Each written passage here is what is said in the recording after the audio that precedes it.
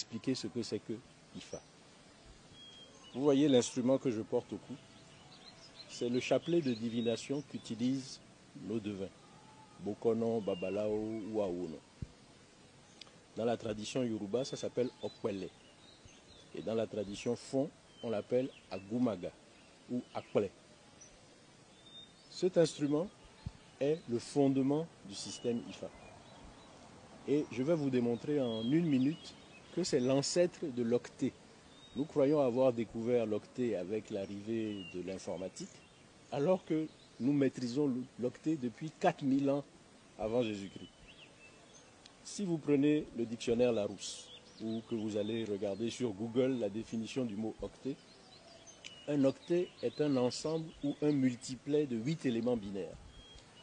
Dans cet instrument, regardez combien de demi-coques de noix nous avons. 1, 2, 3, 4, 5, 6, 7, 8. Et chaque demi-coque de noix, si on la jette sur un support rigide, elle présente ou une face creuse, ou une face convexe. N'est-ce pas un élément binaire? Creux, convexe, comme une pièce de monnaie, pile ou face. 8 éléments binaires, voilà l'octet. Mais nous ne savons pas que nous sommes détenteurs de l'octet avant même que les Occidentaux ne conçoivent le binaire. Puisque la logique binaire n'a été théorisée en mathématiques qu'au milieu du 19e siècle, vers 1852-53, par l'algèbre de Boole, qui annonce l'émergence de l'informatique un siècle plus tard, au milieu du 20e siècle. 4000 ans avant Jésus-Christ, nous maîtrisions le binaire. Et nous ne le savons pas, puisqu'on ne nous enseigne pas ça à l'école.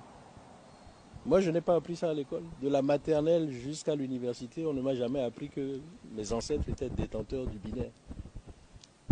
Voilà pourquoi, depuis 10 ans, je suis engagé à nous réconcilier avec nos savoirs endogènes. Nos ancêtres nous ont laissé des trésors, mais on nous a appris à les renier, à les diaboliser.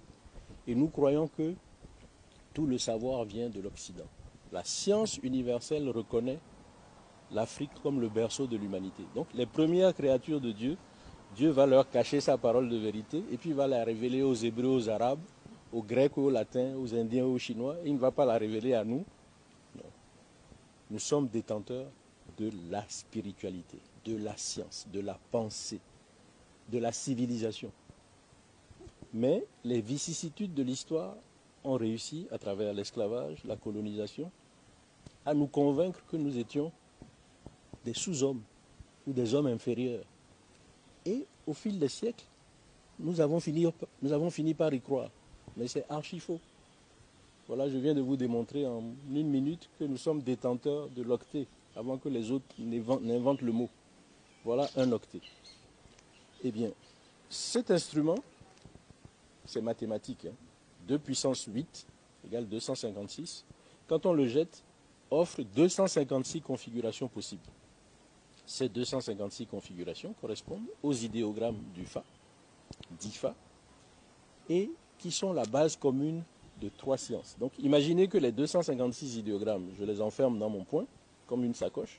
Ils sont la base de 3 sciences, la sagesse, la divination et la pharmacopée.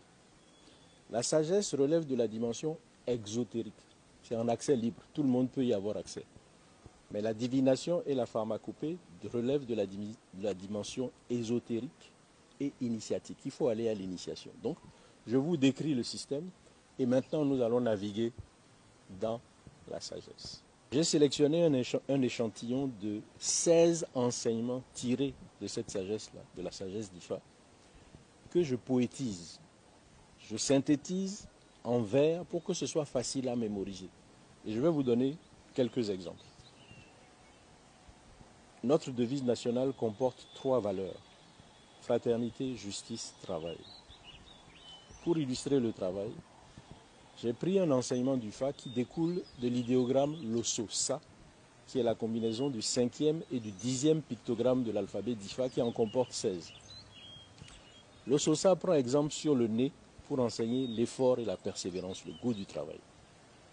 Vous savez comme moi que nous avons 5 sens: l'ouïe, la vue, l'odorat, le goût et le toucher, qui sont symbolisés par des organes externes que nous voyons: les oreilles, les yeux, le nez, la bouche et les mains. Quand vous dormez, perspective, vous avez 4 organes qui dorment, mais un qui est toujours à la tâche. Le nez, parce que le jour où il s'arrête de travailler, c'est le tombeau.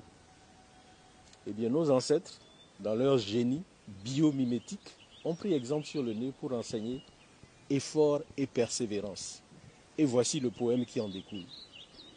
De tous les organes servant les sens, le nez seul est interdit de somnolence. Le salut et le réconfort sont au bout de l'effort. Investi d'un rôle vital comme l'appendice olfactif, on est condamné à rester vigilant et toujours actif. Le salut et le réconfort sont au bout de l'effort. Puisque notre destin est d'être travailleurs, que persévérer ne nous fasse jamais peur, car c'est à l'épreuve salutaire du labeur qu'on accède au véritable bonheur. Le salut et le réconfort sont au bout de l'effort. Je vais vous donner un deuxième exemple. Celui-là, je le considère comme le plus beau des poèmes que j'ai composés en m'inspirant de la sagesse d'Ifa. C'est l'humilité. Là, nos ancêtres ont pris exemple sur l'océan pour enseigner l'humilité. Imaginez, perspective, que nous soyons tous les deux à la plage, face à la mer, à l'endroit où les vagues se transforment en écume. Et nous assistons au flux et au reflux de la mer. Vous connaissez la puissance dévastatrice de la mer. En cas de tsunami, elle nous prend comme des cailloux, elle nous projette contre le mur, et c'est notre cadavre qu'elle va entraîner sur des centaines de mètres. Mais malgré cette force destructrice, elle est capable de venir se prosterner à nos pieds, comme pour nous vénérer. Voilà l'exemple que nos ancêtres ont pris pour enseigner humilité, vertu des puissants. L'océan, fort de sa toute-puissance et de son impressionnante immensité, qui virevolte, gronde, déferle avec violence pour venir s'incliner à tes pieds avec humilité, te prouve qu'en dépit de ton insignifiance, il respecte en toi une part de divinité.